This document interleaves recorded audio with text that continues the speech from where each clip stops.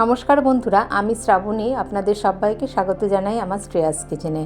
আজকের পর্বে আমি নিয়ে এসেছি একটি শুকনো চটপটা আলু বিনসের রেসিপি, যা একবার আপনারা সকালে জলখাবারেই হোক বা ডিনারে রুটির সাথেই হোক বানিয়ে নিতে পারেন। ভীষণই চটপটা, একদম শুকনো শুকনো আলু বিনসের রেসিপিটি কিন্তু খেতে বেশ ভালোই হয়।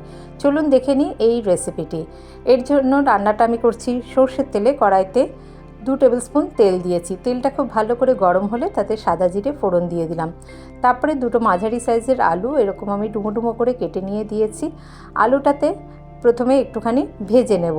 আলুটা হালকা রং ধরে আসা অবধি আমরা লো টু মিডিয়াম হিটে রেখে আলুটা ভেজে নেব। আর আমরা একটা মশলা তৈরি করে নিচ্ছি। এখানে নিয়ে নিয়েছি আমি 1/2 ইঞ্চি আদা আর 6-7 কোয়া রসুন। 1/2 ইঞ্চি থেকে 1 ইঞ্চি আদা আর রসুন আর কাঁচা লঙ্কা, এর একটা পেস্ট বানিয়ে নেব। মিহি পেস্ট না, একটু আধা বাটা পেস্ট আমরা বানিয়ে নেব।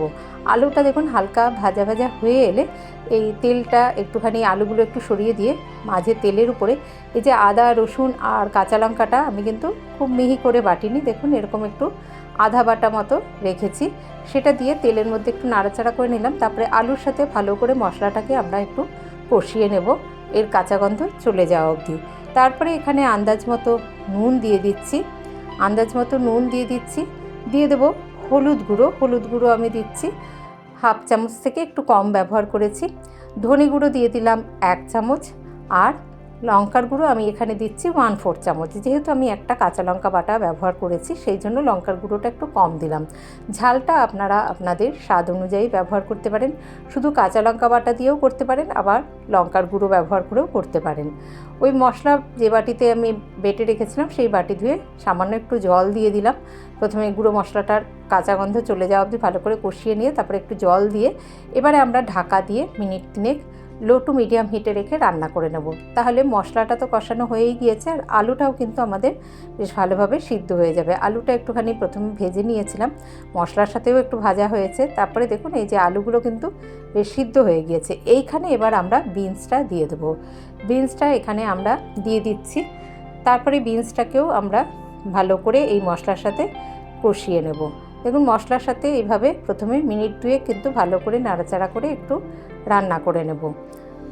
তারপরে আমরা এখানে আবার ঢাকা দিয়ে সব মিশিয়ে নিলাম। একদম লো আছে 3 মিনিট মতো ঢাকা দিয়ে রান্না করে নেব। তাহলেই কিন্তু আমাদের এই চটপটা একদম শুকনো শুকনো দেখুন এই আলু বিনসের রেসিপি তৈরি হয়ে যায়। আর জলখাবারে বা ডিনারেও চটজলদি এরকম বানিয়ে নিতে পারেন। এমনিতেই বিনস দিয়ে আমরা যখন এই ভেজিটেবল ফ্রাইড রাইস বানাই বা মিক্স ভেজ নবরত্ন কোরমা এসবে আমরা বিনসটা ব্যবহার করে থাকি। তবে আলু দিয়ে বিনস দিয়ে এই রেসিপিটি একবার ট্রাই করে দেখবেন, খেতে কিন্তু বেশ লাগে। এবার সামান্য একটু জল দিয়ে দিলাম, জল দিয়ে আবারও ঢাকা দিয়ে 2 মিনিট রান্না করে নেব।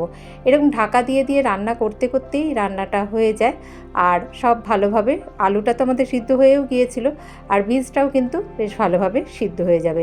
এই নিরামিষ রান্না হিসাবে যদি ব্যবহার করতে চান তাহলে বা রুটি পরোটার সাথে খাওয়ার জন্য একটুখানি চিনি দিলে স্বাদটা বেশ ব্যালেন্স আসে, সেই জন্য আমি সামান্য একটু চিনি ব্যবহার করেছি। আপনারা চাইলে নাও দিতে পারেন। সব শেষে দিয়ে দিচ্ছি একটু ধনেপাতা। তারপরে আমরা দেখুন ধনেপাতা একটু দিয়ে তারপরে গ্যাসের আঁচ বন্ধ করে দিয়ে ঢাকা দিয়ে স্ট্যান্ডিং টাইমে রেখে দেবো 3-4 মিনিট। তারপরেই পরিবেশন করে দেবো এই আলু বিনসের রেসিপিটি। শুকনো শুকনো এই আলু বিনসের চটপটা রেসিপিটি একবার ট্রাই করে দেখবেন। আমি ডিনারেই বানিয়েছিলাম রুটির সাথে, খেতে কিন্তু বেশ লেগেছিল। আর আমার চ্যানেলে নতুন বন্ধুরা যারা এখনও চ্যানেলটিকে সাবস্ক্রাইব করেননি, অনুরোধ করব চ্যানেলটিকে সাবস্ক্রাইব করে আমার পাশে থাকবেন। যে সকল বন্ধুরা আমার পাশে আছেন তাদেরকে অসংখ্য ধন্যবাদ জানিয়ে আজকের রেসিপি এখানেই শেষ করছি। আসবো আবার অন্য কোনো রেসিপি নিয়ে। ভালো থাকবেন সকলে, ধন্যবাদ।